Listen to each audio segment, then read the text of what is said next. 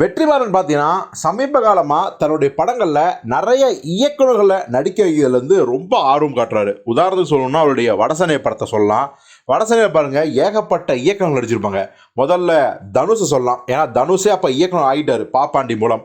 So Dhanush, Samuthirakani, Amir, பாவல் Navageethan, Marimuthu, அப்புறம் சுப்பிரமணிய சிவா, மொத்தம் 6 இயக்குநர்கள் வடசென்னை படத்தில் நடிச்சிருந்தாங்க. அதுக்கப்புறம் பார்த்தீங்கன்னா 2019 அவருடைய அசுரன் படம் ரிலீஸ் ஆச்சு அடுத்த வருஷமே.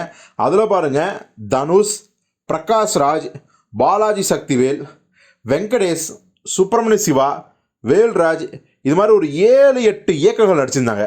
இப்போது அதையெல்லாம் தூக்கி சாப்பிட்ற மாதிரி இப்போ ரிலீஸ் ஆகி வெற்றிகரமாக ஓடிட்டுருக்க விடுதலை 2ஆம் பாகத்துலேயும் பார்த்தீங்கன்னா ஏகப்பட்ட இயக்குநர்கள் நடிச்சிருக்காங்க. இயக்குனர் பட்டாளம்னே சொல்லலாம். யார் யார் அப்படின்னா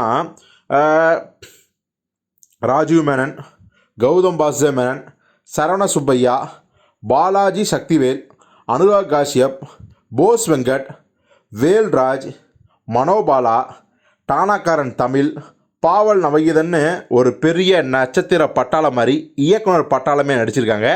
இன்னும் 1-2 பேர் நம்ம விட்டு கூட போயிருக்கலாம்.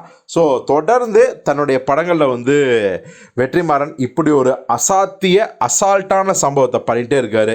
ஸோ இவங்களை ஏதோ வந்தோம் போனோம் அப்படிங்கிற கேரக்டர் நடிக்க வேண்டியதில்லை.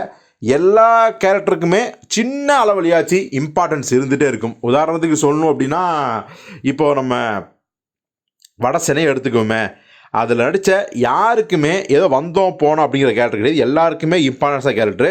அதே மாதிரி அசுரன்லி பாருங்கள், பிரகாஷ் ராஜ் ஒரு 2-3 சீன் அவர் அவருக்கு முக்கியமான கேரக்டரு. பாலாஜி சக்திவேல் போலீஸாக நடிச்சுப்பார். அவரை பார்த்தாவே பயமாக இருக்கும், என்னடா பண்ண போகிறாரு அப்படின்னு. அதே மாதிரி பார்த்தீங்கன்னா சுப்பிரமணிய சிவா ஃப்ளாஷ்பேக்கில் வருவார், அவரும் மிக அழுத்தமான ஒரு கேரக்டரு. இப்போ பாருங்கள் விடுதலை 2ல் பாவல் நவகீதன் கேரக்டர் கூட பார்த்தீங்கன்னா ஒரு மிக முக்கியமான ஒரு பத்திரிகை ரிப்போர்ட்டர் கேரக்டரு. ஸோ இப்படி எல்லாமே ஏதோ நடிக்க வைக்கணுமே அப்படின்லாம் கிடையாமல் எல்லாத்துக்கும் மிக முக்கியமான அழுத்தமான கேரக்டர்ஸை கொடுத்துருக்காரு வெற்றிமாறன். ஸோ இதற்காகவும் நம்ம அவரை தனியாக பாராட்டி ஆகணும்.